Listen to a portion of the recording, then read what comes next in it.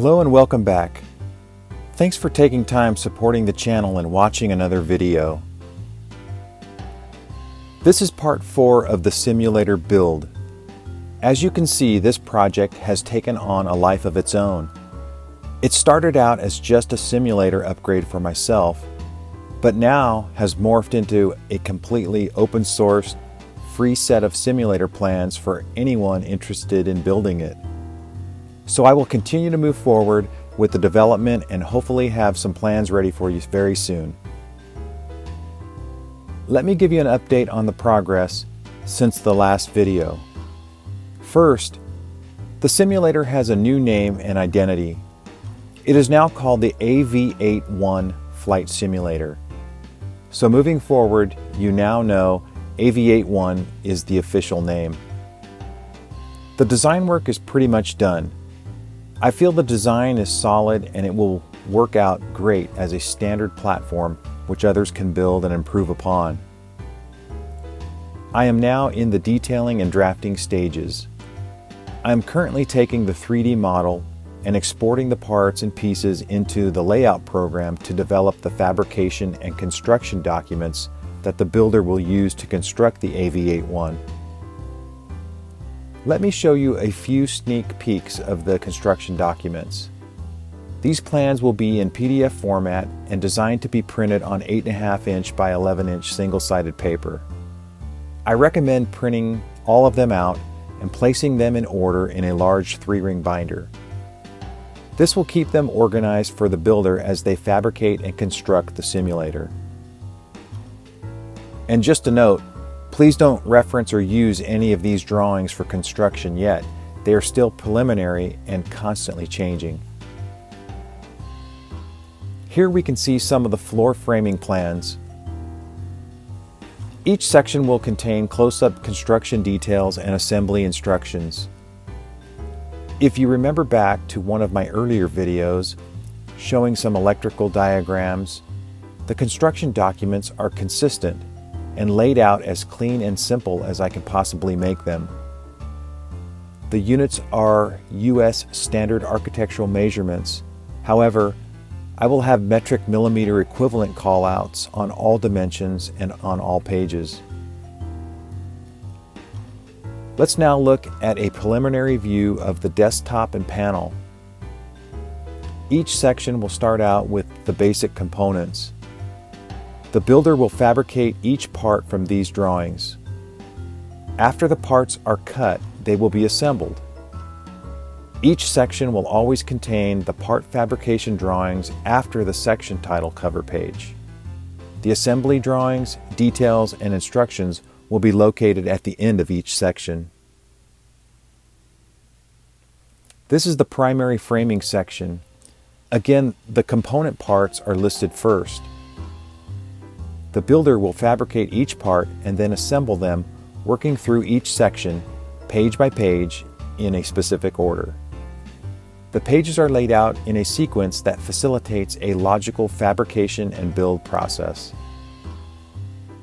Now let's look at two interesting assemblies that I have spent a lot of time perfecting: the Cessna parking brake and the Magneto key switch assemblies. This is my proof of concept mock-up. Please excuse the crude cutouts and imperfections. This is not the final assembly. I will build a newer one, much more accurate and careful. This was a test to see if it would actually work. The parking brake handle is an actual Cessna handle that I purchased from eBay. It is attached to a 3/8 inch diameter solid aluminum shaft that is attached to 2 springs. The springs give it tension and forces the pilot to actually pull back like a real parking brake. There is a bolt running through a slot that controls the direction of travel. When the handle is pulled and rotated 90 degrees, the springs pull back the bolt, causing it to press the lever switch, telling the simulator the brakes have been applied. Pulling the brake handle and rotating it back to the original position releases the lever switch, telling the simulator that the brakes are released. It's a nice simple assembly that works well. Now let's look at some of the construction plans that the builder will need in order to build the parking brake assembly. The angles are 1 inch by 1 inch aluminum, and the tube is 1 inch by 1 inch square aluminum. There are extra screwdriver access holes on the top of the tube and on the side. These holes allow the builder to use a screwdriver to tighten up connections. The plans will show the exact assembly procedure. The builder can change the spring tension by using different size springs and/or mounting them to the wood base either closer or further back.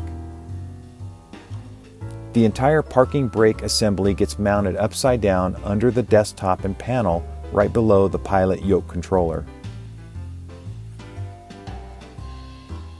Now let's look at the Magneto and key switch assembly. I wanted to simulate a real key ignition switch without spending a lot of money on a real one. Of course, if you have the money, I would recommend getting a real one. But not everybody can afford that expense, so here is a built-up one that I designed.